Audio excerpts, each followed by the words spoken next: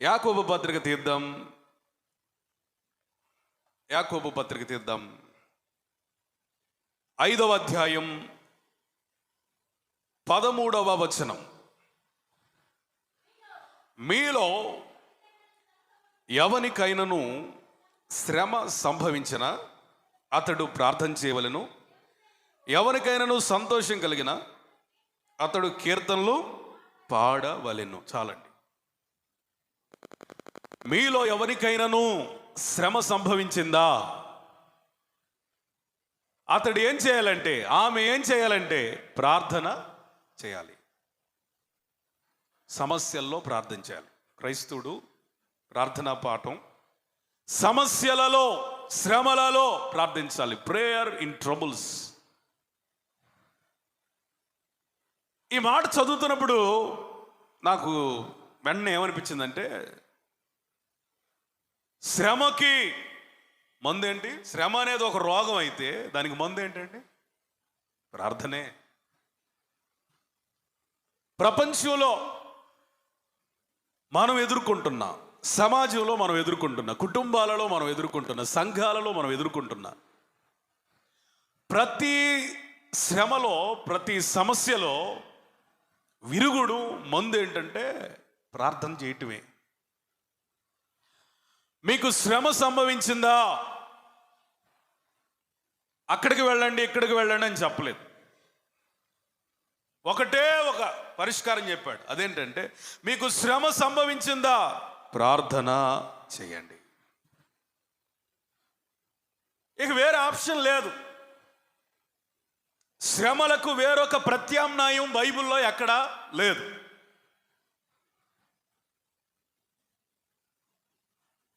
ఎందుకు అంటే, మన ఆత్మీయ జీవితాలలో శ్రమల్ని ఎదుర్కొనడానికి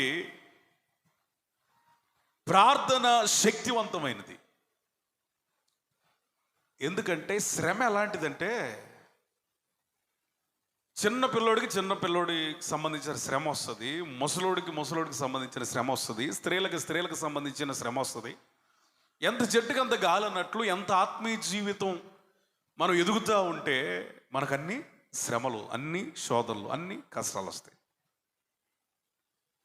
కాబట్టి మనం ఆత్మీయంగా ఎదిగినంత మాత్రాన శ్రమకి మరొక ప్రత్యామ్నాయం ఉందని బైబిల్ చెప్పట్లా.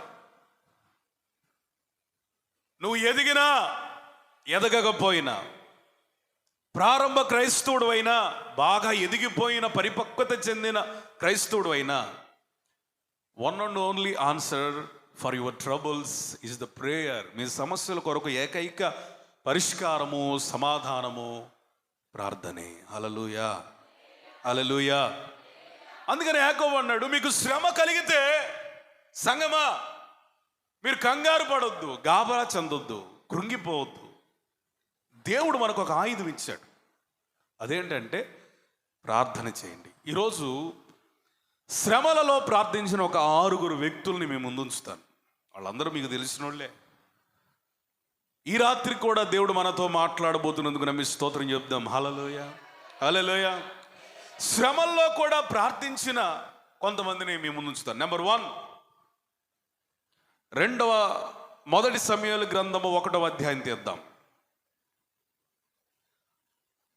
మొదటి సమూయేలు గ్రంథము 1వ అధ్యాయంలో ఒక మంచి ప్రార్థనా పురాలు తల్లి కనపడుతుంది. ఆమె పేరేంటండి? హన్నా.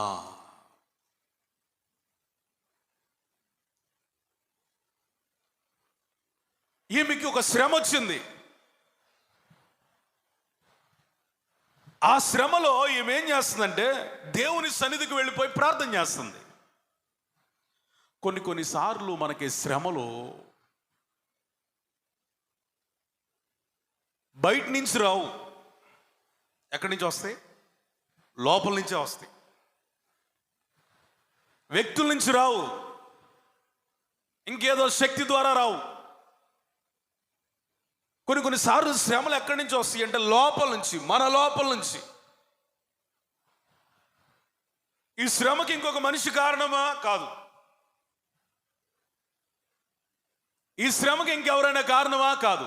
ఈ శ్రమకి మన లోపలే ఏదో ఒక లోపం ఉంది. ఆ లోపమే మన శ్రమలకి కారణమైంది. ఈమెకు కూడా ఒక లోపం ఉంది. అదేం లోపం అంటే బిడ్డలు లేరు. ఏమి లోపం అండి? గొడ్రాలితనం. ఈ గొడ్రాలితనం అనేది తన లోపల ఉన్న సమస్య, తనలో ఉన్న సమస్య, తనకు సంబంధించిన సమస్య, తనలో పుట్టిన సమస్య, తనలో ఉన్న లోపము వలన కలిగిన సమస్య. కానీ ఈ సమస్య ఆమెను ఎంత బాధ పెట్టిందంటే, సరిగ్గా తిండి తినేటువంటి అవకాశం ఉన్నా, 3 పూట్లు కడుపు నిండా తినే మంచి సౌభాగ్యవంతమైనటువంటి కుటుంబంలో పుట్టిన కడుపు నిండా తినే అనుభవం లేదు ఆమెకి. ఈ లోపం అనే ఈ శ్రమ, ఈ గొడ్రాలితనం అనే శ్రమ ఈమెని ఎట్లా ప్రభావితం చేస్తుందంటే, ఆమెట ఎప్పుడూ కూడా దుఃఖముఖిగా ఉండటమే అలవాటు చేసుకుంది. ఎట్లా అండి? చింత, దుఃఖం, వేదన. ఆమె ముఖంలో సంతోషం చూద్దామంటే కనపట్ల. ఒక రకమైన కృంగుబాటు, వేదన ఆమె ముఖంలో ఎప్పుడు కూడా కనబడతా ఉందట. ఆమె కడుపు నిండా అన్నం తింటలేదు, ముఖంలో ప్రకాశము లేదు, కంటి నిండా నిద్ర లేదు. తనను బాగా ప్రేమించేటువంటి భర్త ఉన్నప్పటికీ ఆ ప్రేమను అందించే భర్త ఏమన్నాడంటే, అమ్మా నేను 10 మంది కుమారుల కంటే నీకు గొప్పవాడిని కాదా? నీకు పిల్లలు లేకపోతే ఏమైనా చెప్పు, ఎందుకని కృంగిపోతున్నావు? నేనేమన్నా ఒక మాట అన్నానా అని ప్రేమగా మాట్లాడి భర్త ఉన్నా ఆమెకు ఓదార్పు కలగలేదు. తన తోడుకోడల ద్వారా తనకు ఒక సమస్య వచ్చేసింది. ఈ లోపం ఏం చేస్తుందంటే, తన తోడుకోడల ద్వారా ఇంకొక రకమైన సమస్య, వేదన. కొన్నిసార్లు మనలో ఉన్న లోపం మనల్ని కృంగదీస్తుంది. ఆ లోపము మనల్ని కృంగదీయటానికి ఇతరులకు అవకాశం ఇస్తుంది. స్వతహాగా మనం కృంగిపోతాం, ఇతరులు మనల్ని కృంగిపోయేలా చేయడానికి మన లోపమే కారణమైంది. ఈమె పరిస్థితి అదే. తన తోడుకోడలకేమో బిడ్డలు ఉన్నారు, ఈమెమో బిడ్డలు లేని ఒక శపితమైన అనుభవంలో ఉంది. ఆమె ఎంతగానో వేధిస్తుందట, బాధ పెడుతుంది, గాయపరిచే మాటలు మాట్లాడుతుంది. ఇవన్నీ ఆమె జీవితంలో ఒకదాని వెంట అట్లా మనుషులు గుమ్ముగూడినట్లుగా సమస్యలు గుమ్మిగూడి ఉన్నాయి ఆమె చుట్టూ. ఈ గొడ్రాలతనమే ఆమెకు ఒక శాపం, ఒక శ్రమ అయిపోయింది. ప్రతి సంవత్సరం షిలోహుకు వెళ్ళేటువంటి అలవాటు ఉంది. ఆ షిలోహులో భర్త, తన తోడుకోడలు, వారి బిడ్డలు అందరూ కూడా ప్రార్థనా వాతావరణంలో ఉంటున్నారు, కలిసి తింటున్నారు, భోంచేస్తున్నారు, సంతోషంగా గడుపుతున్నారు. ఈ మాత్రం ఒక పక్కన కూర్చొని వేదన దిగమింగుకుంటూ ఉంది. కానీ ఒక సంవత్సరం ఆమెకు ఒక ఆలోచన వచ్చింది. అదేంటంటే, ఇన్ని సంవత్సరాలు నేను శ్రమ పడుతున్నాను కదా, ఇన్ని సంవత్సరాలు నేను నిందించబడుతున్నాను కదా, ఇన్ని సంవత్సరాల నుంచి నేను కృంగిపోతున్నాను కదా, నాలో ఉన్న ఈ లోపాన్ని బట్టి శ్రమలకు అప్పగించబడినట్లుగా నా జీవితం ఉంది కదా అని దైవ సన్నిధిలోకి వెళ్ళి ప్రార్థన చేయటం ప్రారంభించింది. దేవునికి స్తోత్రం, స్తోత్రం. పిల్లరా వినండి, మన జీవితాల్లో చాలామంది అనేకమైన సవాళ్ళు ఎదుర్కొంటున్నా, కృంగిపోతున్నా, నింద వేసేవాళ్ళు మన చుట్టూ ఉంటున్నా బాధపడతారే తప్ప ప్రార్థన చేద్దామనే ఆలోచన కొందరికి ఉండదు. కృంగిపోతారే తప్ప దేవుని సన్నిధిలోకి వెళ్ళి ప్రార్థన చేద్దామనే ఆలోచన రాదు. దేవుని మీద ఆధారపడదాం, దేవునితో విన్నపం చేద్దాం, మనవి చేద్దాం, ఆయన అడుగుదాం ఏమంటాడో, ఆయన కాదనే దేవుడు కాదు కదా అనే ఒక మంచి మనస్సాక్షి ఉండక అనేక మంది ప్రార్థన చేయరు. మీ సమస్యల్ని రాయండి అయ్యా అంటే ఒక పేపర్ ఇస్తే ఆ పేపర్లో పట్టినంత వరకు సమస్యల్ని రాయగలిగిన వాళ్ళు ఉన్నారు. ఎదుటి వ్యక్తి ఎవరైనా వినే సమయం గనక దొరికి అతనితో లేదా ఆమెతో మాట్లాడే సమయం, అవకాశం మనకు ప్రియమైన వ్యక్తుల దగ్గర దొరికినప్పుడు గంటల తరబడి మన సమస్యల గురించి, మన శ్రమల గురించి, మనకన్నిటి అనుభవాల గురించి మాట్లాడడానికి ఎక్కడ కూడా మనం వెనకంజ వేయం. రాయగలం, ఇతరులకు చెప్పగలం, కానీ దేవుని సన్నిధిలోకి వెళ్ళి ప్రార్థన చేయలేని ఒక భయంకరమైన పరిస్థితిలో కొందరు క్రైస్తవులు భక్తిలో నుండి తొలగిపోయినట్లుగా కనబడుతున్నారు. నీకు శ్రమ రాగానే నీకు వెంటనే గుర్తుకు రావాల్సింది దేవుని సన్నిధి. స్తోత్రం. నీకు నింద రాగానే గుర్తుకు రావాల్సింది దేవుని మందిరం. నీకు రోగం రాగానే, నీలో ఉన్న లోపాలు కనబడగానే నీకు వెంటనే ఎవరు గుర్తుకు రావాలంటే ఆ లోపాలను సరిచేసి సవరించి నిన్ను ఆశీర్వదించగలిగిన దేవుని సన్నిధి గుర్తుకు రావాలి. నువ్వు సంవత్సరాల తరబడి శ్రమ పడుతున్నా ప్రార్థన అనే ఆయుధాన్ని వాడుకోవటం నీకు రాకపోతే, దేవుడిచ్చిన మందిరాన్ని ప్రార్థన కొరకు వినియోగించుకోవడం నీకు చేత కాకపోతే, నీకు అద్భుతాలు చవి చూడలేవు, అనుభవపూర్వకంగా తెలుసుకోలేవు. సో ఇప్పుడు మనం ఏం చేయాలంటే హన్నా వలె మనకున్న లోపములనబడిన శ్రమలలో ప్రార్థన చేయాలి. స్తోత్రం, స్తోత్రం. లోపములనబడిన శ్రమ, ఈ లోపములు అనబడే శ్రమ ఈమెను ప్రార్థన చేసేలా పురికొల్పి ఎలా ప్రార్థన చేస్తుందంటే బహుగా ఏడ్చుచు ప్రార్థన చేసిందట. దేవుని తట్టు తిరిగిందట. అయ్యా నా శ్రమను చూచి, ఏమందామే చెప్పండి, నా శ్రమను చూచి నీ సేవకురాలనైనా నన్ను మరువక జ్ఞాపకం చేసుకొని, నా శ్రమను చూడయ్యా, నీ సేవకురాలనైనా నన్ను జ్ఞాపకం చేసుకొని ఆయన అని ఆమె ప్రార్థన చేస్తుంది. ఎంత స్పష్టంగా ఆమె అడిగిందంటే, ఎవరినో ఒకళ్ళు నువ్వయ్యా, ముందు నేను ఎందుపోతే చాలే అని అనుకోవట్లేదు. మగబిడ్డే కావాలని కోరుకుంటుంది.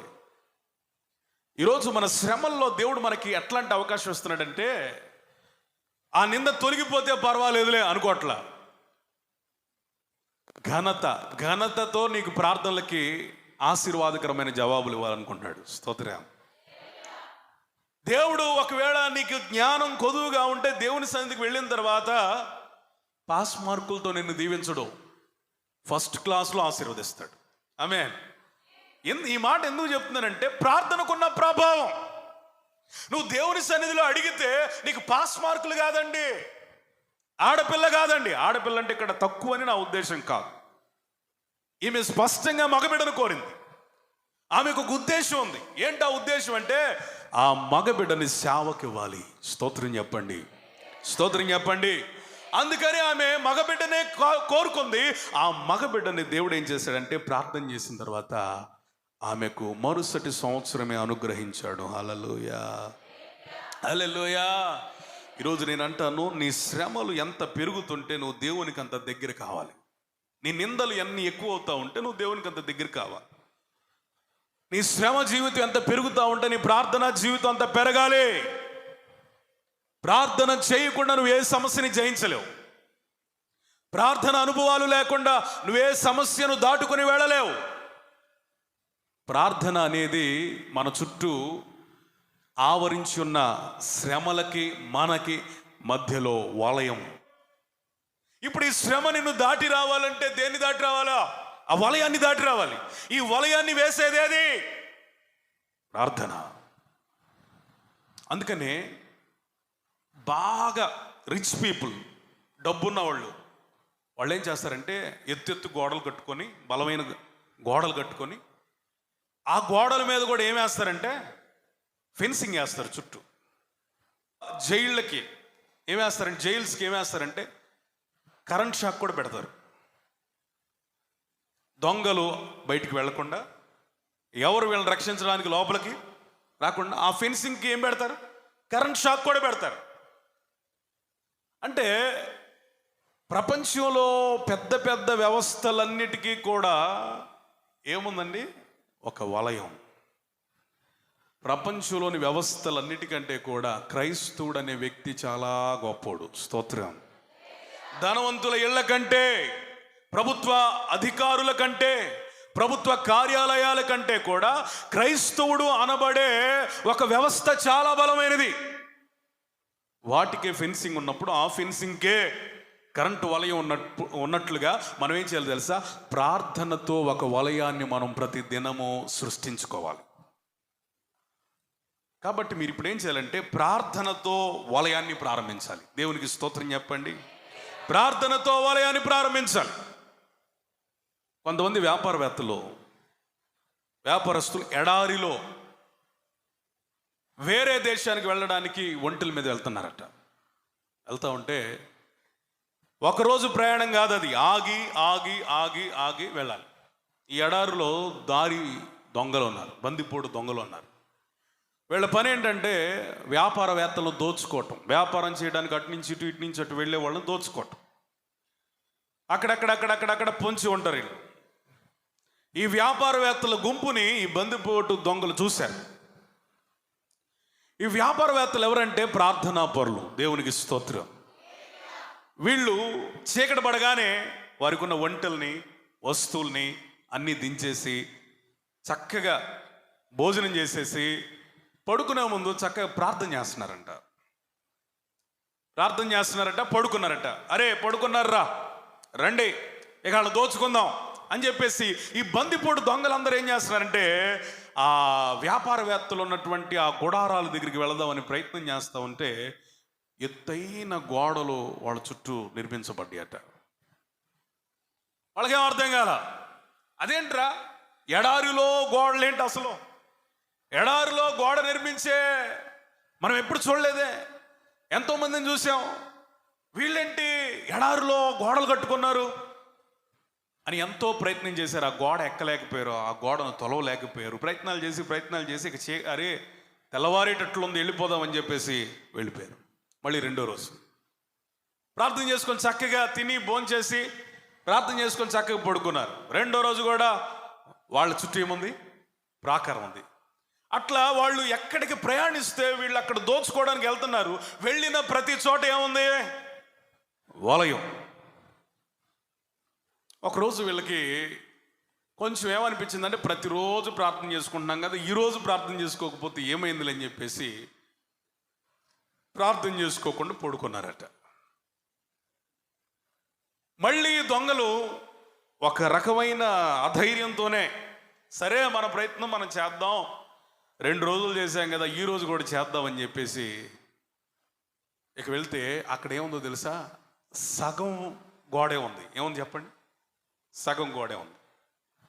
ఎందుకంటే వీళ్ళు సరిగ్గా ప్రార్థన చేయాలి. ఆ పూట ఏదో వచ్చి రానట్టుగా ఏదో చిన్న ప్రార్థన చేసి ఈ పూట చేయకపోతే ఏమైపోయింది అన్నట్టుగా అలిసిపోయి పడుకున్నారు. అక్కడికి వెళ్ళేసరికి ఉంది సగం గోడే ఉంది. వాళ్ళు ఎక్కడానికి ప్రయత్నం చేస్తున్నారు, వారి గొంతులు వినపడుతున్నాయి, వాళ్ళు చేసే ప్రయత్నాలు శబ్దాలు వినపడుతున్నాయి. వెంటనే ఆళ్ళలో ఒకడికి మెలుకు వచ్చి అరే లేంటారు అందరూ మోకాళ్ళు వేయండి. అందరూ మోకాళ్ళు మళ్ళీ చేతులు ఎత్తి ప్రార్థన చేయడం ప్రారంభించారు. వాళ్ళ కళ్ళ ముందు ఏమైందో తెలుసా? సగం ఉన్న గోడ సంపూర్ణంగా అయిపోయి వారి తలలను మించుకొని దాటుకొని వెళ్ళిపోయింది. ఎక్కలేనంత గొప్ప ప్రాకారమైంది. చప్పట్లు కూడా దేవునికి స్తోత్రం చెప్పండి, స్తోత్రం చెప్పండి, స్తోత్రం చెప్పండి. ఈరోజు నేను ఒక మాట చెప్పనా? శత్రువుకి మనకి మధ్య ప్రాకారం మనం చేసే ప్రతిదినం ప్రార్థన. నీ శ్రమలలో శత్రువు నిన్ను దాటి రాలేని ఒక దుర్గం నీ ప్రార్థన. నువ్వెంత ప్రార్థన చేస్తావో నీ చుట్టూ అంత కాపుదల ఉంటుంది. ఆఫ్రికా ఖండంలో ఒక మిషనరీ సువార్తను ప్రకటించడానికి వెళితే కొంతమంది అప్పుడే యవనస్తులు ఆమెకు ఆకర్షించబడి ఆడపిల్లలు ఆమె దగ్గరికి వెళ్ళి సువార్త విని దేవుని పాటలు నేర్చుకుంటూ వాక్యాలు నేర్చుకుంటూ ఇట్లా దైవికంగా ఎదుగుతున్నటువంటి క్రమంలో ఆ తెగ నాయకుడికి అనుమానం వచ్చి ఏంటి రోజు వీళ్ళు వస్తున్నారని చూస్తే ఆమె క్రీస్తుని గురించి ప్రకటిస్తుంది. అప్పుడు ఏం చేశాడంటే ఎవరైనా ఆమె దగ్గరికి వెళితే మన తెగలో మీ అందరికీ భయంకరమైన శిక్ష వేస్తాం అని చెప్పేసి వాళ్ళు ఆ శిక్షకి ఏర్పాట్లు చేసి ప్రకటన చేస్తే అండి ఆమె దగ్గరికి ఆ రోజు సాయంత్రం ఏ ఆడపిల్ల రాలేదట. భయపడి ప్రాణాలను కాపాడుకోవడానికి భయపడి. ఒక అమ్మాయి మాత్రం ఆమె చెప్పిన వాక్యాలు విని నేను చనిపోయినా పర్వాలేదు, నా తెగ నాయకులకు దొరికినా పర్వాలేదు అని చెప్పేసి ఆమె వెళ్ళిందంట. వెళితే ఆమెను పట్టుకొని భయంకరమైన అడవిలో ఒక చెట్టు కట్టేసి అరే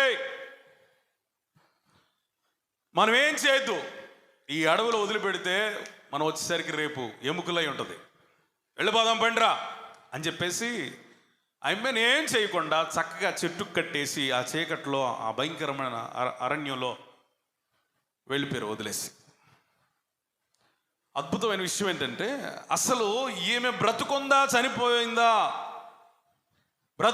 చనిపోయిందా అని ఆ రాత్రంతా ఆలోచన చేసి ఉదయాన్నే లేచి ఆమె దగ్గరికి వెళ్ళారంట. ఇది నిజంగా జరిగిన సంఘటన.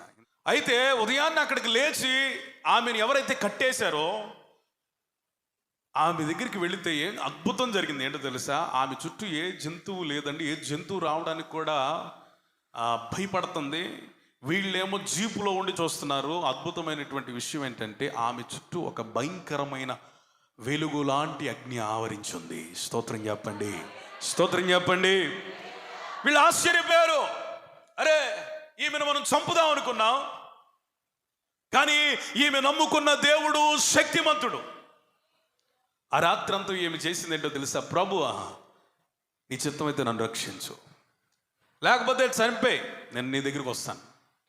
నన్ను రక్షించు లేదా చంపేయి నాయన, నీ చిత్తమే నెరవేర్చని ఆ రాత్రంతా ప్రార్థన చేసుకుంటే ఆమె రక్షించబడింది. అగ్ని వలయము ఆమె చుట్టూ వ్యాపించింది.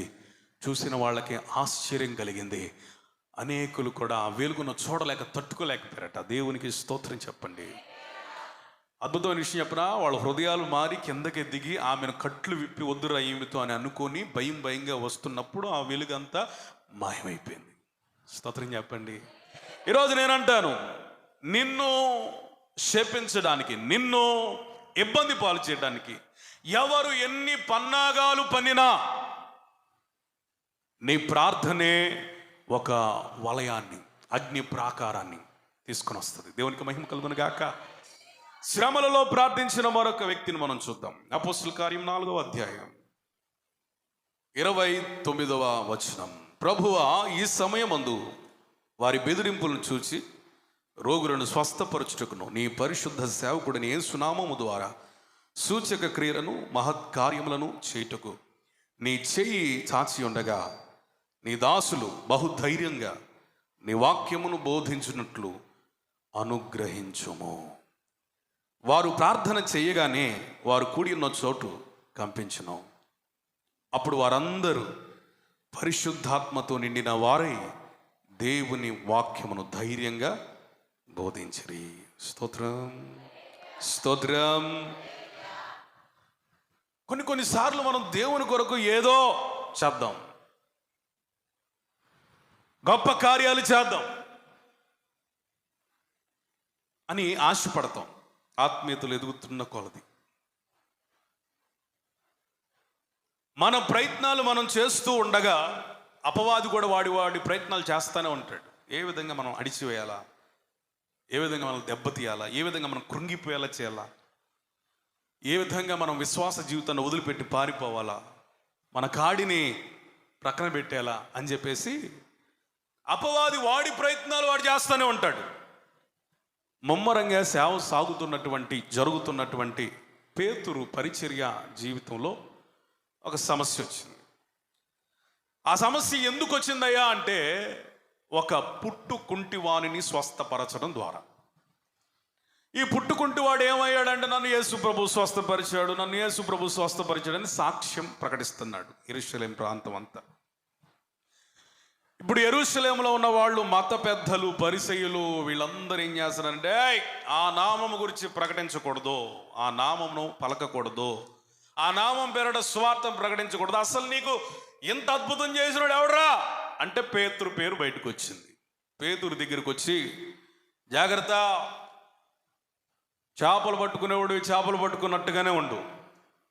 ఇప్పుడేంటి వాక్యం చెప్తున్నావంట, ప్రార్థన చేస్తున్నావంట, అద్భుతాలు చేస్తున్నావంట, యేసు యేసు యేసు అని ఎక్కడ నిలబడితే అక్కడ సువార్తం ప్రకటిస్తున్నావంట. నీ నోటి వెంట యేసు అనే పేరు వచ్చిన, సువార్త అనే పేరు వచ్చిన, ఎవరి మీదన చేతులు పెట్టి ప్రార్థించినా, వాళ్ళకి అద్భుతాలు చేసినా ఇక నువ్వు చచ్చిపోతావు, ఇక నీ ఇష్టం అని వార్నింగ్ ఇచ్చారు. కొన్నిసార్లు మనం సేవలో సాగుతున్నప్పుడు, విశ్వాస జీవితంలో సాగుతున్నప్పుడు, యథార్థంగా అందరికీ మేలు చేస్తున్నప్పుడు, ఇతరుల కొరకు మనం ఆశీర్వాదకరంగా బ్రతుకుతున్నప్పుడు, మన జీవితంలో దేవుని కొరకు ఏదో సాధించాలనే సదుద్దేశంతో కూడిన భక్తి చేస్తున్నప్పుడు కొన్ని బెదిరింపులు వస్తాయి. అపవాది బెదిరిస్తాడు, మనుషుల ద్వారా బెదిరిస్తాడు. ఇక నువ్వు సేవ ఎలా చేస్తావో నేను చూస్తా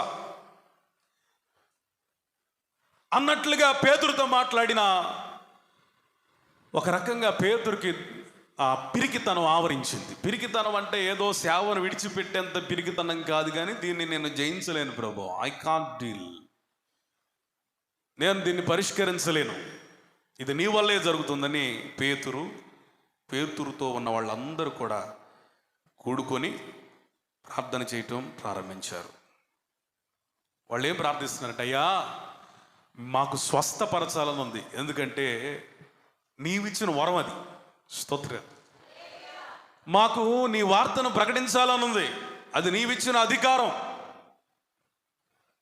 నీ పరిచర్య చేయాలని ఉంది, అది నీవిచ్చిన భాగ్యం. నీ సేవ చేయకుండా, నీ స్వార్థం ప్రకటించకుండా, నీవిచ్చిన వరమును వాడుకోకుండా మేము ఎట్లా ఉండగలుగుతాం నాయన? లేదు ప్రభువా, నీ సేవ చేయునట్లుగా మాకు ధైర్యము ప్రసాదించు. ఏం కావాలట? ధైర్యం. శత్రువులు చంపమనలా, వాళ్ళకేదో కీడు చేయమనలా, వాళ్ళ మీద నిందిస్తూ దూషిస్తూ చనిపోవాలని ప్రార్థనలు చేయలే పేతురు చేసినటువంటి ప్రార్థన ఏంటంటే, ప్రభువా మాకు ధైర్యము. స్తోత్రం. కొన్నిసార్లు ఈ శ్రమలు, ప్రతికూలతలనే శ్రమలు, ఆమెకు లోపం అనే ఒక శ్రమ, ఇక్కడ ప్రతికూల పరిస్థితులు అనే శ్రమ సజావుగా సాగుతున్నప్పుడు చాలా జాగ్రత్తగా ఉండాలి మనం. స్తోత్రం చెప్పండి. చాలా భయపడాలి. భయపడటం అంటే అవిశ్వాసులు కమ్మని నేను చెప్పట్లేదు, కానీ మెళకు కలిగి ఉండాలి. మన విశ్వాస జీవితం బాగా సాగుతుందని మైమరిపింప చేస్తాడు అపవాది. విన్నారా నా వాక్యం? సేవా జీవితం బాగుందని నన్ను కూడా మైమరింపు చేసే అవకాశం ఉంది ఆడికి. కానీ గుర్తుపెట్టుకోండి, మన సేవ బాగా జరిగిన, మన విశ్వాస జీవితం బాగున్నప్పుడే ప్రతికూలమైన పరిస్థితులు వస్తాయి. అప్పుడు మనం ఎలర్ట్గా ఉండాలి. ఎందుకంటే ఇంత బాగా జరుగుతుందంటే సైతాన్ గాడు అంత అమాయకుడేం కాదు, అజ్ఞానేం కాదు.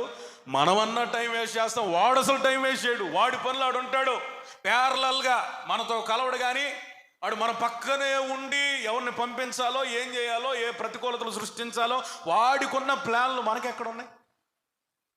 అందుకని మనం ఏం చేయాలంటే స్తోత్రం చెల్లిస్తూనే, సేవను బట్టి, విశ్వాస జీవితాన్ని బట్టి దేవానికి వందనాలను చెప్తూనే వీటిని తట్టుకోగలిగిన ధైర్యము మరియు ప్రార్థన జీవితం కొరకు నిత్యము సిద్ధపాటు కలిగి ఉండాలి. స్తోత్రం. దేవుడు నీకు ఇచ్చిన తలాంతులు వాడబడడం ఆయన చిత్తం. దేవుడు నీకు ఇచ్చిన అధికారాన్ని వాడుకోవడం ఆయన చిత్తం. ఏ సువార్త ద్వారానైతే మనం రక్షించబడ్డామో ఆ సువార్త మన పరిచర్య ద్వారా వందలాది మందికి, వేలాది మందికి ప్రకటించబడడం ఆయన చిత్తం. ఇవన్నీ జరుగుతూ ఉన్నప్పుడు ప్రభువును స్తుతించడంతో పాటు మనం ఏం చేయాలంటే పేతురు ప్రార్థించినట్లుగా ముందు మెళకు కలిగి ఉండాలి. ఒకవేళ ఆ శ్రమలే మనకు వచ్చినా భయపడాల్సిన అవసరం లేదు. స్తోత్రం. సేవకు శ్రమ వచ్చినంత మాత్రాన ఆ సేవ ఆగిపోద్దని కాదు. విశ్వాస జీవితంలో ఆటంకాలు, అభ్యంతరాలు కలిగినంత మాత్రాన ఇక నువ్వు అవిశ్వాసం అయిపోతావని ఏం లేదు. నీ సేవ ముందుకు వెళ్ళాలా, నీ విశ్వాస జీవితం ముందుకు కదాలా లేదా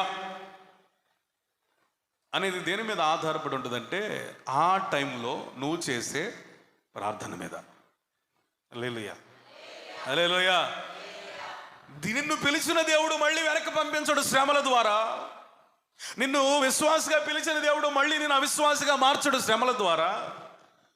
శ్రమలు మన సేవని మహిమగా మార్చే అపవాది ఎందుకు పంపిస్తాడంటే మనం నాశనం చేయడానికే. కానీ ఆ శ్రమలు ఏం చేస్తాయి అంటే మన ప్రార్థన ద్వారా మహిమగా మారిపోతాయి.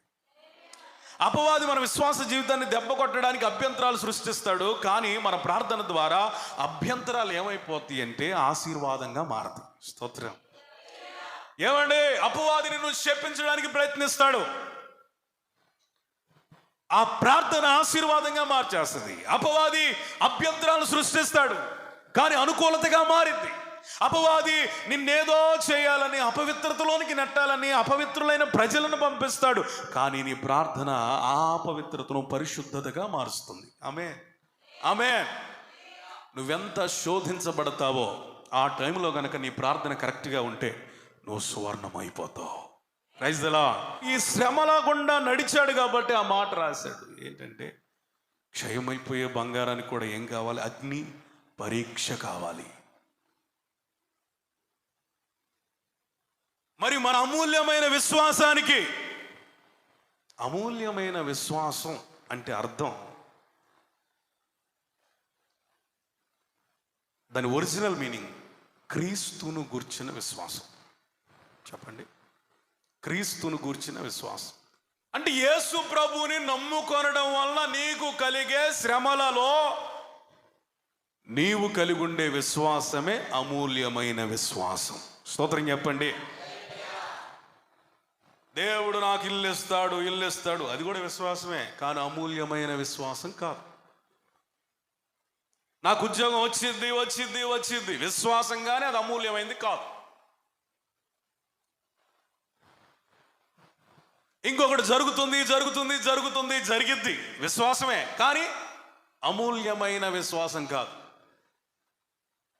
నేను ఈ వచనాన్ని ధ్యానం చేస్తున్నప్పుడు అమూల్యమైన విశ్వాసం అంటే అసలు మీనింగ్ ఏంటి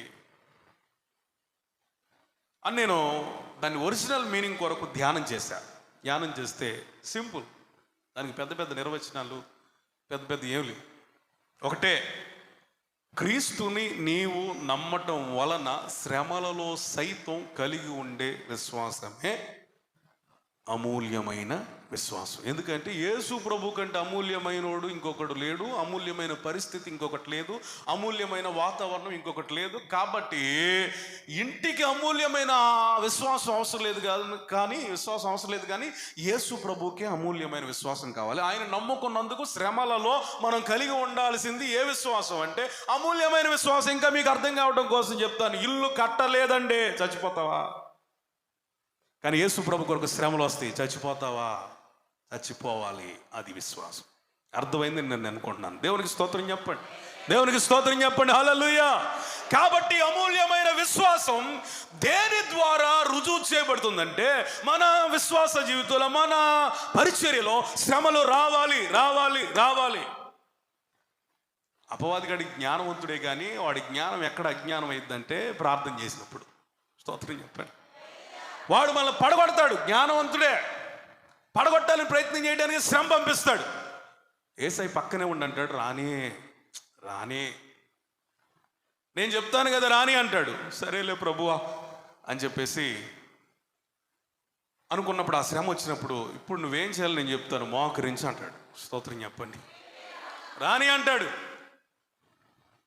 ప్రభువా వాడు రాళ్ళు ఇసిరేస్తున్నాడు ఆయన ఈ పరిచర్యలో, ప్రభువా ఈ విశ్వాస జీవితంలో రాళ్ళు వచ్చేస్తున్నాయి, పట్టుకోవయ్యా. ఏం చేయాలి? ఇప్పుడు వస్తుంది రాయి, ఏం చేయాలి అంటే పట్టుకోవయ్యా. ఎందుకు ప్రభు ఈ రాళ్ళని నేనేం చేసుకోను, ఈ శ్రమలు నేనేం చేసుకోను? ఫస్ట్ పట్టుకో, తర్వాత కట్టుకో. చప్పటి కొట్టి దేవుని స్తోత్రం చెప్పండి. హల్లెలూయా. రాని శ్రమ, రాని నింద, రాని ఇబ్బంది, ఏదైనా రాని వాటన్నిటిని పట్టుకో, తర్వాత ప్రార్థనతో కట్టుకో. తర్వాత నిన్నెవడు కదిలించలే అంత గొప్ప విశ్వాసగా, గొప్ప దైవజనుడిగా, గొప్ప స్వార్థికునిగా, గొప్ప స్త్రీగా, ప్రార్థనాపరుగా దేవుడు మార్చునుగాక. స్తోత్రం చెప్పండి. కాబట్టి ఆయన అమూల్యమైన విశ్వాసం గురించి అపోస్తులైన పౌలు ఎందుకు రాశాడంటే, పరిచర్యలో విశ్వాస జీవితంలో మనం దేవునితో నడుస్తున్నప్పుడు శ్రమలు వస్తాయి. ఆ శ్రమల్లో ఏం చేయాలంటే ప్రార్థన చేయాలి. యాయీరు తన కుమార్తె విషయమై వేడుకొనడానికి యేసు ప్రభు దగ్గరికి వచ్చినప్పుడు, యేసు ప్రభు ఆయన కన్నీటిని చూచి తన కుమార్తెను బాగు చేయడానికి యాయీరుతో కలిసి నడుస్తున్నాడు. మధ్యలో రక్తస్రావం కలిగినటువంటి స్త్రీ వచ్చింది, ఆమెను కూడా స్వస్థపరిచాడు. ఆమెను దాటుకుని వెళ్తా ఉన్నప్పుడు ఇంకొకడు వచ్చాడు ఇంటి దగ్గర నుంచి, అయ్యా బోధకుడిని బాధ పెట్టద్దు, నీ కుమార్తె చనిపోయింది.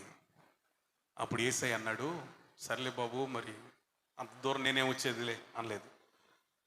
వాళ్ళ మాటలు నీకు అవిశ్వాసాన్ని కలుగనివ్వకు, వెళదాం అన్నాడు. స్తోత్రం చెప్పండి. హల్లెలూయా. అక్కడికి వెళితే కొంతమంది ఏడుస్తున్నారు. పేతురు, యోహాను, యాకోబుని తప్ప ఎవరిని తీసుకువెళ్ళలేదంటే అక్కడ కొంతమంది ఏడుస్తూ ఉన్నారు. ఏడ్చి వాళ్ళు గొల్లు చేసే వాళ్ళు అందరినీ సైలెన్స్, వీళ్ళని పంపించేసేయండి, అవిశ్వాసులు వీళ్ళు, నేను వచ్చిన తర్వాత ఇక ఏడుపుకి స్థానం ఉండకూడదు. హల్లెలూయా. పంపించేసేయాలని పంపించేశాడు. ఇప్పుడు పేతురు, యాకోబు, యోహాను ఈ ముగ్గురే ఉన్నారు. ప్రార్థన చేయటం ప్రారంభించారు. తలితాకుమి, వెంటనే లేచి కూర్చుంది. స్తోత్రం చెప్పండి. చిన్నదానాలే, నీ జీవితంలో యాయురులాగా నువ్వు యేసు ప్రభుతో సాగుతూ ఉన్నప్పుడు నీకు కొన్ని వార్తలు వస్తాయి. అదేంటంటే ఇక నీకు అవ్వదులే, ఇక నువ్వేం వెళ్తావులే, విశ్వాస జీవితం ఈ కష్టాల మధ్యలో ఎందుకులే, ఇది అవసరమా, ఇంత విశ్వాసం అవసరమా, మీటింగ్లకు వెళ్ళటం అవసరమా, ఇట్లా రకరకాలుగా చెప్తూ ఉంటాడు. అప్పుడు వాళ్ళ స్వరం కాదు నువ్వు వినాల్సింది, యేసయ్య స్వరం వింటే నీకు ధైర్యం వస్తుంది. ఆమె మనుషుల స్వరం ఉంటే నీకు అవిశ్వాసం వస్తుంది, పిరికితనం కలిగిన ఆత్మ వచ్చింది. నీ ప్రక్కన యేసు ప్రభు ఉంటే ఆయన స్వరం నువ్వు వినడం ప్రారంభిస్తే ధైర్యపు ఆత్మతో నింపేస్తాడు. స్తోత్రం చెప్పండి, స్తోత్రం చెప్పండి. యేసు ప్రభు నీ ప్రక్కన ఉంటే నువ్వు ఒక సింహానివే. యేసు ప్రభు లేకపోతే గ్రామ సింహానివి. గ్రామ సింహం ఎవరు? కుక్క. దాని పేరు కూడా సింహమే, కానీ అది గ్రామంలోనే. కానీ యేసు ప్రభు మనతో ఉంటే ఎక్కడున్నా సింహాలమే. చప్పట్లు కూడా దేవునికి స్తోత్రం చెప్పండి. హల్లెలూయా. ఆయన ప్రక్కన మనకుంటే సింహం అంత విశ్వాసం కలుగుతుంది. నీతిమంతులు ఎట్లా ఉంటారంట? సింహంలే ఉంటారంట. విశ్వసించువాడు కలవరపడడు. నీకు అటువంటి విశ్వాసం శ్రమలో రావాలంటే ఇది మన పాయింట్, ప్రార్థన. స్తోత్రం. మూడో వ్యక్తి చెప్తాను. 2వ రాజుల గ్రంథం 20వ అధ్యాయం 5వ వచనం. 2వ రాజుల గ్రంథము 20వ అధ్యాయం 5వ వచనం. లోపము హన్నాకు శ్రమగా మారింది, ప్రతికూలత పేతురు గారి పరిచర్లో శ్రమగా మారింది. రోగమే కొన్నిసార్లు మనకేమవుతుంది? శ్రమ. హిజ్కియాకి మరణకరమైన రోగం, డెత్ఫుల్ డిసీజ్. ఏ రోగం ఇది? మరణకరమైన రోగం. అన్ని రోగాలు కూడా దేవుడు అనుమతించాడు అని అనుకోవద్దు, అన్ని రోగాలు సైతాన్ అనుమతించాడు అని కూడా అనుకోవద్దు. ఆ పాయింట్ అర్థమైందా? నీకు కలిగే ప్రతి రోగం అపవాది పుట్టించాడు అని అనుకోవద్దు. నీకు కలిగే ప్రతి రోగం దేవుడు అనుమతించకపోతే రాదులే అని అనుకోవద్దు. నీకున్న ఆత్మీయ స్థితిని బట్టి, ఆ రోగం, ఆ పరిస్థితి, దాన్ని బట్టి దేవుడు నీకేదో నేర్పించాలని అనుకుంటున్నాడు. వాస్తవానికి ఇతనికి రోగం వచ్చింది. అదే రోగం చెప్పాలి, మరణకరమైన రోగం. మరణకరమైన రోగం. నేను విన్న కామెంటరీ ప్రకారం అతని శరీరంలో అట పురుగులు తొలిచి ఒక మనిషి చెయ్యి పెట్టగలిగినంత రంధ్రం ఏర్పడింది. అక్కడున్న వైద్యులు ఏం చేశారంటే, ఈ పురుగులు ఆయన శరీరం తినకుండా ఉండాలంటే మాంసపు ముద్దలు పెట్టి ఏది ఆ గ్యాప్లో వదిలేసేవాళ్ళట. పురుగులు ఆయన శరీరాన్ని తినకుండా మాంసాన్ని తినేయట, మళ్ళీ మాంసం పెట్టేవాళ్ళట. అట్లా కొంతకాలం ఆయన జీవిత బండి నడిచింది. కానీ తర్వాత ఆ పురుగులు లోపలికి కూడా వెళ్ళటం, లోపల శరీరంలోకి వెళ్ళటం ప్రారంభించి అతనికి ఇప్పుడు మరణకరమైన రోగం వచ్చింది. వైద్యులు డిక్లేర్ చేశారు చనిపోతాడని. రాజా, నువ్వు ఎంతో కాలం బ్రతకో, నీకు వచ్చిన వ్యాధి మేము శాయశక్తుల ప్రయత్నించాం. అట్లా శాయశక్తులు ప్రయత్నించాం, కానీ నీ రోగాన్ని తగ్గించడానికి ప్రయత్నం చేసిన ప్రయత్నాలు విఫల ప్రయత్నాలుగా, వృధా ప్రయాసగా మారాయి. సారీ, మీరు చనిపోబోతున్నారు అని చెప్పడానికి చింతిస్తున్నాం అని చెప్పాడు. వెంటనే హిజ్కియా దేవుని సన్నిధికి వెళ్ళాడు. స్తోత్రం చెప్పండి. హల్లెలూయా. గుర్తుపెట్టుకోండి, నేను ఆ వైద్యులే చెప్పేశారంటే, వైద్యులే చెప్పేశారంటే ఇక నేను బ్రతకనేమో అని అనుకోవాలా. నీ ప్రార్థన వైద్యుల రిపోర్ట్స్ను కూడా చించేస్తుంది. చెప్పు ఆమెన్ చెప్పు. నీకు మరణం కలుగుతుంది అన్నవారు సైతం ఊహించలేని గొప్ప వైద్యాన్ని దేవుడు నీకు చేస్తాడు. అసలు first you have to go unto God. దేవుని యొద్దకు వెళ్ళాలి కదా. అసలు ఆయన ఏం చెప్తాడు? చచ్చిపోమంటే చచ్చిపో. నీకు ఆయుష్ని ఇస్తాడేమో, ఎందుకని ప్రయత్నం చేయకూడదు? చాలామందికి చివరి అవకాశం వాడుకోవడం రాదు. ఏం రాదు?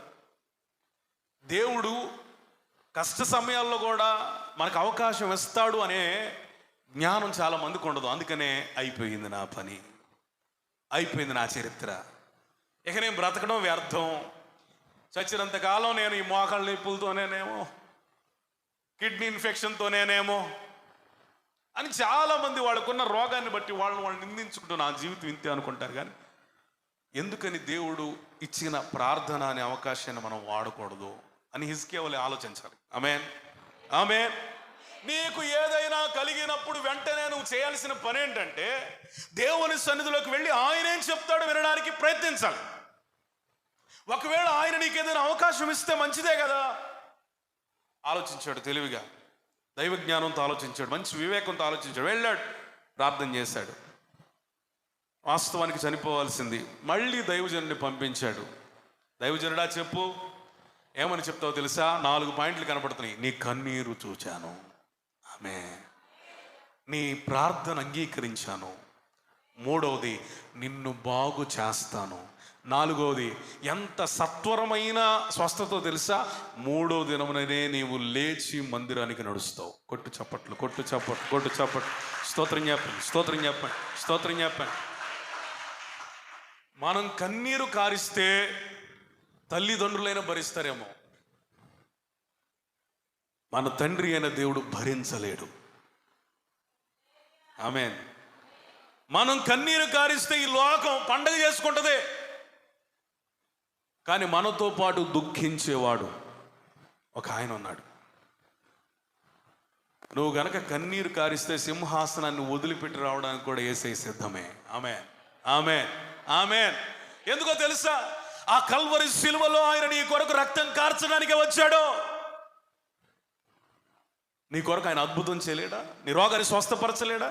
నిన్ను పునరుద్ధరించలేడా? నీ పాత స్థితికి తిరిగి తీసుకువెళ్ళలేడా? నిన్ను నూతనమైన వ్యక్తిగా మార్చలేడా? చేస్తాడు. హిజ్కియా అదే మనకు నేర్పుతున్నాడు. ఆఖరి అవకాశాన్ని కూడా ప్రార్థన అనే ఒక ప్రయత్నంతో వాడుకోండి. ఎందుకని వాడుకోరు? వాడుకోండి. ప్రార్థన వాడుకున్న వాళ్ళకి వాడుకున్నంత. చెప్పండి, చెప్పండి, చెప్పండి. వాడుకున్న వాళ్ళకి అదే ఇంగ్లీష్లో మోర్ ప్రేయర్ మోర్ పవర్. ఎంత ఎక్కువ ప్రార్థిస్తే అంత శక్తి ఎక్కువ, ఎంత ఎక్కువ ప్రార్థిస్తే అంత కృప ఎక్కువ. కాబట్టి నువ్వు ఎంత ఎక్కువ ప్రార్థన చేస్తావో నువ్వు రీస్టోర్ అవుతావు. నీకు గడిచిన వైభవాన్ని ఇస్తాడు దేవుడు. నీ గోడలు మరలా కట్టించు దినము వచ్చుచున్నది. స్తోత్రం చెప్పండి, స్తోత్రం చెప్పండి.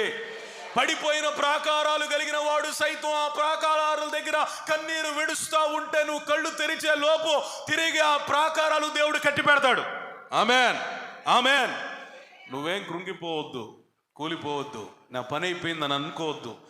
చివరి అవకాశాన్ని కూడా ప్రార్థన అనే ప్రయత్నం ద్వారా జరిగించు, ట్రై చెయ్యి. దేవుడు అంటున్నాడయ్యా, చనిపోయేవాడివే కానీ నీ కన్నీరు నన్ను ఆపింది, నీ ప్రార్థన నా చెవులకు చొచ్చింది. నేను ఇప్పుడేం చేయబోతున్నాను తెలుసా?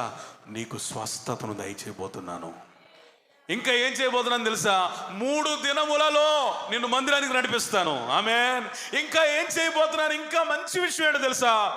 15 సంవత్సరాలు నీ ఆయుష్ను పొడిగించాను. చప్పట్లు కూడా దేవునికి స్తోత్రం చెప్పండి, స్తోత్రం చెప్పండి. 40 సంవత్సరాల వయసులో చేసిన ప్రార్థన అది. హిజ్కియాకి 40 years ఉన్నప్పుడు యవనస్తుడిగా చనిపోవడం ఇష్టం లేక ప్రార్థన చేస్తే దేవుడు తన యవ్వన బలమును పెంచాడు. ఇంకా అంతకే 15 సంవత్సరాలకే ఇక ఆయుష్ నియమించాడు. చాలు అనుకున్నాడు. చక్కగా దేవుని కౌగిలిలో ఒదికి చనిగిపోయాడు. పిల్లలు వినండి, మన జీవితంలో ప్రార్థన మూసుకుపోయిన ద్వారాలను కూడా ఒక అవకాశం ద్వారా తిరిగి తట్టి లేపుతుంది. ఆమేన్, ఆమేన్. ఇప్పుడు మనం ఏం చేయాలంటే తిరిగి అందరూ అనుకున్న మన మనసుకే అనిపించిన దేవుడే దానిని ప్రకటించినా సరే, మాట నేను ఏ ధైర్యాన్ని బట్టి అంటున్నానంటే, ఇస్కే జీవితంలో దేవుడు ఆ చిత్తం ప్రవేశపెట్టాడు. కానీ తన యథార్థమైన జీవితం, ఆ యథార్థమైన జీవితానికి తగినట్లుగా ఆయన మంచి ప్రార్థన దేవుని కదిలించింది. ఆయన అద్భుతం చేసేలా మళ్ళీ తిరిగి ప్రవక్తను పంపించింది. హల్లెలూయా. 2వ దినవృత్తాంతముల గ్రంథము 20వ అధ్యాయం 12వ వచనం. మాకు శక్తి చాలదు, ఏమి తోచడం లేదు, నీవే మాకు దిక్కు. హల్లెలూయా. గట్టిగా చెప్పండి, హల్లెలూయా. అయ్యా మాకు శక్తి చాలదు, రెండోది మాకేమి తోచడం లేదు, మూడోది మాకు దిక్కు నీవే. 3 ముక్కల ప్రార్థనలు ఎంత శక్తి ఉందో చూడండి. అంటే ఆ ముందు వచ్చిన వాళ్ళు కూడా ప్రార్థన చేశాడు అనుకోండి. ఆ ప్రార్థనలో హైలైట్ అన్నమాట ఈ మాటలో. యెహోషాపాతు ఏమన్నాడంటే, అయ్యా మాకు శక్తి చాలదు, మాకు ఏం తోచుబడి కావట్లేదు, ఏం చేయాలో నువ్వేనయ్యాకి దిక్కు అని ప్రార్థన చేయటం ప్రారంభించినప్పుడు దేవుడు ఏం చేశాడంటే, ఆ వచ్చిన సైన్యం అంతా వాళ్ళల్లో వాళ్ళే యుద్ధాలు చేసుకుని చనిపోయేటట్లుగా దేవుడు చేశాడు. ప్రవక్తను పంపించాడు, యోధావర్లారా మీరు యుద్ధం చేయని అవసరం లేదు. ఏం చేయాల్సిన అవసరం లేదు చెప్పాలి. యుద్ధం చేయాల్సిన అవసరం లేదు, వాళ్ళతో పోట్లాటకి దిగాల్సిన అవసరం లేదు. దేవుడు మీకు రక్షణ కలగజేయబోతున్నాడు. ఆమేన్, హల్లెలూయా.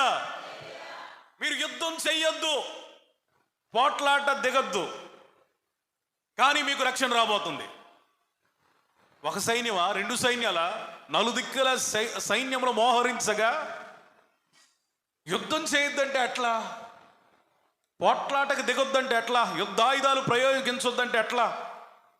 ఇట్స్ ఇంపాసిబుల్ అని మనకు అనిపిస్తుంది. కానీ దేవుడు ఎందుకు యెహోషాపాతు కాలంలో జరిగినటువంటి అద్భుత కార్యాన్ని రాయించాడంటే, నలుదిశల శత్రువులు నిన్ను కమ్ముకున్న నీ ప్రార్థనకు ఉన్నటువంటి శక్తి ఏంటంటే, వాళ్ళ మీద యుద్ధం చేయకపోయినా, పోరాటం చేయకపోయినా నీకు రక్షణ మధ్యలోనికి దిగి వస్తుంది. స్తోత్రం చెప్పండి, స్తోత్రం చెప్పండి. కొన్నిసార్లు ఎట్లా ఉంటుందంటే, మన పరిస్థితులు చుట్టూ మూసుకుపోయినట్లుగా ఎట్లా ఉంటుంది, ఇక ఎటు మనం వెళ్ళలేం. అన్నీ కూడా ఎక్కడికక్కడ బిగించేస్తాయి మనల్ని. అప్పు, రోగం, పిల్లలు మాట వినరు, భర్తకి ఏదో వ్యసనాలు, ఏదో నిందలు, ఈ వ్యసనాలకు తగదు అన్నట్టుగా మళ్ళీ నిందలు, కొంతమందికి అత్తపోరు, కొంతమందికి ఇంకో పోరు, ఇట్లా చుట్టూ ఏమైపోయిందంటే యెహోషాపాతు చుట్టూ సైన్యములు ఉన్నట్లు క్రైస్తవ జీవితంలో మన చుట్టూ కూడా కొంతమంది వ్యక్తులు, కొన్ని సమస్యలు, కొన్ని పరిస్థితులు మనల్ని ఏం చేస్తాయి అంటే, ఏం చెయ్యాలో అర్థం కాని పరిస్థితి తీసుకెళ్తాయి. నీకేం చేయాలో అర్థం కానప్పుడు భక్తులందరూ చేసి అర్థం చేసుకున్న విషయం ఏంటంటే, ఏం తోచనప్పుడు చేయాల్సిందే ప్రార్థన. స్తోత్రం చెప్పు. ప్రభువా ఈ అప్పులు నాకేం తోచట్లేదు, ప్రార్థన చేయి. రోగం, ప్రార్థన చేయి. ఏమి తోచటం లేదు నాయనా, ఏం చేయమంటావు? ప్రార్థనే, ప్రార్థనే, ప్రార్థనే, ప్రార్థన, ప్రార్థన, ప్రార్థన, ప్రార్థన. అపవాది వచ్చి నీకెన్ని శ్రమలు పెట్టానో తెలుసా? ప్రార్థన, ఈ మాట అంటే చాలాడు. స్తోత్రం. ముందాడికి భయం వేసింది, ఇక మాకురిస్తాడు, తట్టుకోలేడు. ఆమేన్. పాల్ యాంగ్చో గారి దగ్గరికి కొంతమంది ఇండియన్స్, భారతదేశానికి సంబంధించిన వ్యక్తులు, భక్తులు వెళ్ళారు, మందిరానికి వెళ్ళారు. ఫోటో చెప్పు. ఒక భారతీయుడు ఒక ప్రశ్న వేద్దాం అనుకుంటే ఆయనకి 10 సెకండ్లే ఇచ్చారంట టైం. ఎంత ఇచ్చారు చెప్పండి? 10 నిమిషాలు కాదు, 10 సెకండ్లు. అంటే అంత బిజీగా ఉంటాడు. 10 లక్షల సంఘం అండి అప్పట్లోనే. ఇక ఆయనకున్న మరి ఇక బిజీ షెడ్యూల్ ఎలా ఉంటుంది? అసలు ఆయన దగ్గరికి వెళ్ళటమే అంటే చాలామంది ఎదురు చూస్తారు కదా, మరి ఈయనకి ఆ సమయం రావటమే ఒక ధన్యత లాంటిది. 10 సెకండ్లు ఇచ్చారంట. 10 సెకండ్లు ఇస్తే త్వరగా ఆయన ఒక మాట అన్నట్ట, what is the secret of your ministry? మీ పరిచర్య రహస్యం ఏంటి అన్నాడట. ఆయన ఒక్కటే ఒక మాట చెప్పాడంట, ప్రార్థన. స్తోత్రం. చప్పట్లు కొట్టి స్తోత్రం చెప్పండి. కాబట్టి వినండి, మన జీవితంలో 10 సెకండ్లో, ఏమండి, 10 సెకండ్లో ఒక గొప్ప రహస్యం చెప్పాడు ఆయన. ప్రపంచం అంతా ఎంత సంఘం ఉంది ఏంటి, ఈయనకి ఎంత సంఘం ఉంది ఏంటి, 2 లక్షల మంది వస్తున్నారు ఏంటంటే ఆ 10 సెకండ్లో ఇచ్చాడు. కానీ ఆ 10 సెకండ్లు ఎంత అమూల్యమైన రహస్యం చెప్పాడంటే, ప్రార్థన ద్వారానే ఇంత సంఘం కట్టాను. స్తోత్రం. ఏమండి, ఆయనది సౌత్ కొరియాలో ఉద్యోగం బాగా ఉంటుంది, మంచి ప్రార్థనా పరులు ఉంటారు, విశ్వాసులు సైతం మంచి విజ్ఞాపనకర్తలుగా ఉంటారు. వీళ్ళ సంఘాల్లో ప్రార్థన గుహలు ఉంటాయి. ఎప్పుడు కూడా ప్రార్థన గుహల్లో ముసలోళ్ళు, ఆడోళ్ళు, మగవాళ్ళు, యవనస్తులు అందరూ కూడా గుహల్లోకి వెళ్ళిపోవటం. ఎన్ని రోజులు వాళ్ళకి చేయాలనిపిస్తే అన్ని రోజులు ఇక ప్రార్థన ప్రార్థన ప్రార్థన ప్రార్థన. అద్భుతమైన విషయం ఏంటి తెలుసా, ఒకరోజు అట్లా ఈయనకి గుహలోకి వెళ్ళి ప్రార్థన చేసుకోవాలని అనిపిస్తే ఏ గుహ ఖాళీగా లేదంట, అందరు విశ్వాసులు ప్రార్థన చేస్తూ ఉన్నారు. స్తోత్రం చెప్పండి. దైవజనుడికి ఒకసారి కోరిక పుట్టింది, పద్దాకి ఇంట్లో ఎందుకులే, ప్రతిసారి మందిరంలో ఎందుకులే, నేను కూడా ఒకసారి గుహలోకి వెళ్ళి ప్రార్థన చేద్దాం ఆలోచన వచ్చి ఆ గుహలోకి వెళ్తే ఆ గుహలో ఎవరికి స్థలం దొరకలేదు, వాళ్ళు యాంక్షో గారికే స్థలం దొరకలేదు. అంత మంచి విశ్వాసాలను కలిగి ఉన్నాడు. దేవునికి స్తోత్రం చెప్పండి. నేను కూడా ధైర్యంగా ప్రకటించే మాట ఏంటంటే, మన పరిచయం ఇంత బాగుందంటే, నేను ఇంత బాగా వాడబడుతున్నానంటే, దేవుడు నన్ను ఇంత హెచ్చిస్తున్నాడంటే, నా కొరకు ప్రార్థన చేసే, సంఘం కొరకు ప్రార్థన చేసే మీరు విశ్వాసులు మీరు అందరూ ఉన్నారు కాబట్టి ఈ పరిచయం జరుగుతుంది. మనందరం దేవుని కొరకు చప్పట్లు కొట్టి దేవునికి స్తోత్రం చెప్దాం, స్తోత్రం చెప్దాం. హల్లెలూయా, హల్లెలూయా. మీ ప్రార్థనే అయితే ఇంకా మీరు పెంచాలి ప్రార్థన. అదే కొరియాలో ఒక మంచి ప్రార్థనా సమావేశం, ఉజ్జీవ సమావేశం ఏర్పడిందంట. సదస్సు, ఉజ్జీవ సదస్సు, రివైవల్ సెమినార్. కొన్ని వేల మంది అక్కడ అటెండ్ అయితే, అక్కడ ఒక దైవజనుడు లేచి ప్రార్థన గురించి చెప్పడానికి లేచి ఆయన వేసిన ప్రశ్న ఏంటంటే, మీరందరూ విజ్ఞాపన లేకపోతే ఉజ్జీవ సదస్సుకు వచ్చారు, మీలో 40 రోజులు ఉపవాసం ఉన్నవాళ్ళు ఎంతమంది ఉన్నారు మీ జీవితకాలంలో? చేతులు ఎత్తమంటే 20,000 మంది ఎత్తారట. స్తోత్రం చెప్పండి, స్తోత్రం చెప్పండి. వారట ఒక్కొక్కళ్ళు కనీసం ఒక్కసారైనా అక్కడ పాల్గొన్న వాళ్ళల్లో దాదాపుగా అందరూ చేతులు ఎత్తారంట. 20,000 మంది 40 రోజులు ఉపవాసాలు ఉన్న అనుభవం కలిగిన విజ్ఞాపన కర్తలు. ఆమేన్. ఈరోజు ఒక విషయం చెప్పిన, కనీసం వారానికి ఒక రోజు శనివారం ఉపవాసం ఉండకపోతే నీలో నీకు, సంఘం తర్వాత సంగతి పక్కన పెట్టు, నీలో నువ్వు ఎలా ఉజ్జీవించబడతావు చెప్పు. 3 పూట్ల తింటున్నావు కాబట్టి శరీరం ఆరోగ్యంగా ఉంటుంది. మరి వారానికి ఒకసారి శరీరాన్ని మాడిస్తే ఆత్మ ఆరోగ్యంగా ఉంటుంది. ఆమేన్.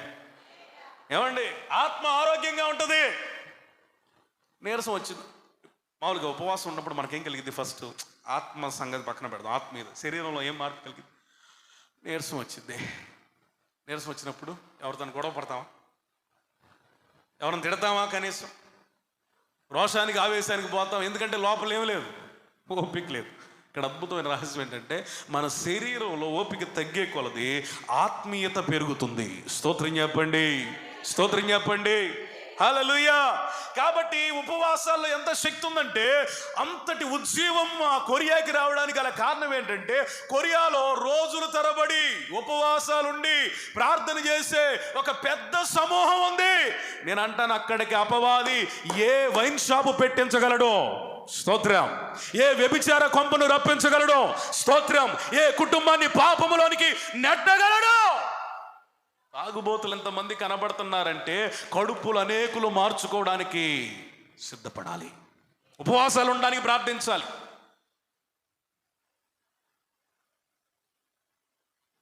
వంతెనల మీద సైనికులు మార్చ్ ఫాస్ట్ చేయకూడదు, అంటే వాళ్ళు కవాతు చేయకూడదు, left right left right left right అని వెళ్తారు కదా, వాళ్ళు చేయకూడదు. అది ఎందుకు? ఇంకెక్కడైనా చేసుకున్నావు, వంతెనల మీద చేయకూడదు. ఎందుకు? వాళ్ళు ఒక్కసారి కనుక ఎంతమంది సైన్యం ఉంటే అంతమంది సైన్యం లెఫ్ట్ రైట్ అని ఒక 10 సార్లు అంటే ఆ వంతెన పడిపోద్ది. అందుకని వాళ్ళు చేయొద్దు అంటారు. ఎంత పెద్ద వంతెనైనా, ఎన్ని కోట్లు ఖర్చు పెట్టిన వంతెనైనా, ఆ సైన్యం గనక లెఫ్ట్ రైట్ అని ఒక 10 నిమిషాలు గనక మార్చ్ ఫాస్ట్ చేస్తే అది కూలిపోద్ది. అంతేగా. అంటే ఒకటి చేస్తే అవ్వదు, నిమిషానికి ఒకటి చేస్తే అవ్వదు. ఒకేసారి లెఫ్ట్, ఒకేసారి రైట్.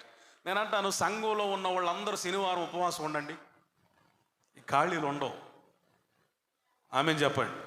ఈ ఖాళీలు ఉండవు. ఇక మనమే స్థలాలు ఎత్తుక్కోవాలి. అరే బాబు, మనం వెళ్ళకపోతే స్థలం దొరకదురా నాయన అని మనకే ఒక రకమైన ఎక్సైట్మెంట్, భయం కలిగిద్ది.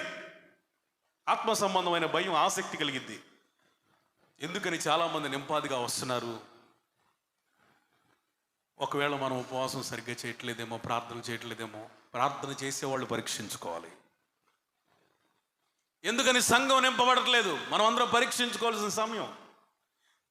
ఇంకా ఎందుకని అనేక మంది దేవుని రాకడ వరకు సిద్ధపడుతున్నట్లుగా కనపట్లేదు? వాళ్ళు లోకస్తులుగా జీవిస్తున్నారు, తాగుబోతులుగా జీవిస్తున్నారు, వేషధారులుగా జీవిస్తున్నారు. కొన్ని కుటుంబాలు ఆగిపోయినాయి. పడిపోయిన ప్రాకారాలు కట్టగలిగిన వాడు ప్రార్థనాపరుడు. స్తోత్రం చెప్పండి. బద్దలైన సందుల్లో నిలవదగిన వాడు ప్రార్థనాపరుడు మాత్రమే. నువ్వేం చేయాలో తెలుసా? శనివారం ఉపవాసం ఎవరైతే ఉండరో వాళ్ళు, నేను చెప్తున్న తిండిబోతులు, ఆ మాట పక్కన పెట్టండి, మీరు పరలోకానికి వెళ్ళరు. శనివారం, అది ఏ వారం అన్నా సరే, వారంలో ఒక్కరోజు కూడా ఉపవాసం ఉండకుండా నువ్వు క్రైస్తవురాలని చెప్పుకుంటే నువ్వు పరలోకానికి వెళ్ళవు. నీతి కొరకు ఆకలి దప్పులు కలిగిన వారు ధన్యులు, వారు తృప్తిపరచబడతారు. తృప్తిపరచబడటం అంటే పరలోకం కలగటం. ఆమేన్. కాబట్టి ఇప్పుడు మనం ఏం చేయాలో తెలుసా? మీకు ఉపవాస అలవాటు లేకపోతే ఈ 10 దినముల ఉపవాస ప్రార్థనల కూడికల ద్వారా దేవుడు నీకు తెలియజేస్తుంది ఏంటంటే, కడుపు నీకు రోగం ఉన్న, రొప్పు ఉన్న, అసలు నువ్వు ఆకలికి ఆగలేని దానివైనా, ఆగలేని వాడు అయినా, ప్రతి శనివారం ఖచ్చితంగా ప్రభు దినానికి ముందు ఉపవాసం ఉండి వాక్యం కొరకు కనిపెట్టి ప్రార్థన చేయాలి. స్తోత్రం. మీరందరూ శనివారం ఉండి, అయ్యా మా సేవకుని వాడుకో అంటే ఆ రోజు వేరుగా ఉంటుంది, ఇంకా బాగుంటుంది, ఇంకా ఇంతకంటే బాగుంటుంది. ఇట్లాంటి ఉద్యోగం కాదు నేను కోరుకునేది. నేను ఎలాంటి ఉద్యోగం కోరుకుంటున్నాను, దేని కొరకు మనం ప్రార్థన చేయాలని నేను ఆశపడుతున్నానంటే, ఆది అపోస్తుల కాలంలో వచ్చిన ఆ ఉద్యోగాన్ని తిరిగి మన సంఘంలో మన ద్వారా ఈ చుట్టుపక్కల ప్రాంతాలు మనం చూడగలగాలి. ఆమేన్. తృప్తి పడకండి ఈ ఉద్యోగంతో. ఏముంది? అసలు ఏం లేదు. ఇప్పుడు మనం ఏం చేయాలో తెలుసా?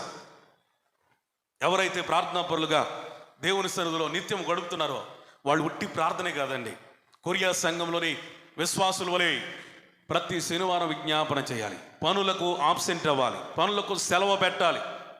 మీ పనులను, జీవనోపాధి కార్యక్రమాలు మానేసుకోవాలి. అందరు ఇక్కడ శనివారం వచ్చి ఎవరికి వాళ్ళు ఏ మూలకు ఆ మూల, ఎక్కడ స్థలం ఉంటే అక్కడ కూర్చొని ప్రార్థన చేస్తే ఆత్మలు రక్షించబడతాయి. స్తోత్రం చెప్పండి. ఇప్పటికే పరిశుద్ధాత్ముడు కార్యం ప్రారంభించాడు. హల్లెలూయా. మీరు గనక నేను చెప్పిన ఈ మాటను గనక పాటించి ప్రతి శనివారం మీ పనులన్నీ పక్కన పెట్టి, ఇక దేవుడే మాకు దిక్కు, ఈ ఉద్యమానికి ఆయనే దిక్కు అని గనక యెహోషాపాతు ఏ విధంగా అయ్యా మాకు దిక్కు నీవే అన్నట్టుగా గనక మనం ప్రార్థన చేయగలిగితే ఈ సంఘంలో ఖాళీ ఉండదు. ఆమేన్ చెప్పండి. ఆమేన్ చెప్పండి. మనం ఇంకా త్వరలోనే ఏం చేయాలో తెలుసా? ఆ సంఘాన్ని మనం ఎక్స్టెండ్ చేయాల్సి వచ్చింది. హల్లెలూయా, హల్లెలూయా, హల్లెలూయా. ఆ ఖాళీ స్థలం కూడా మందిరమగును గాక, అన్ని ఆత్మలు రప్పించబడుదురు గాక, ఉద్యోగకర్తలు లేచుదురు గాక, ఉపవాస వీరులు లేచుదురు గాక. శనివారం ఉపవాసం ఉండి ప్రార్థన చేయగలిగిన అభిషేకము సంఘములో పరిశుద్ధాత్ముడు ప్రారంభించబోతున్నందుకు నమ్మి చప్పట్లు కొట్టి స్తోత్రం చెల్లిద్దాం. హల్లెలూయా. అందరూ మోకరిద్దాం.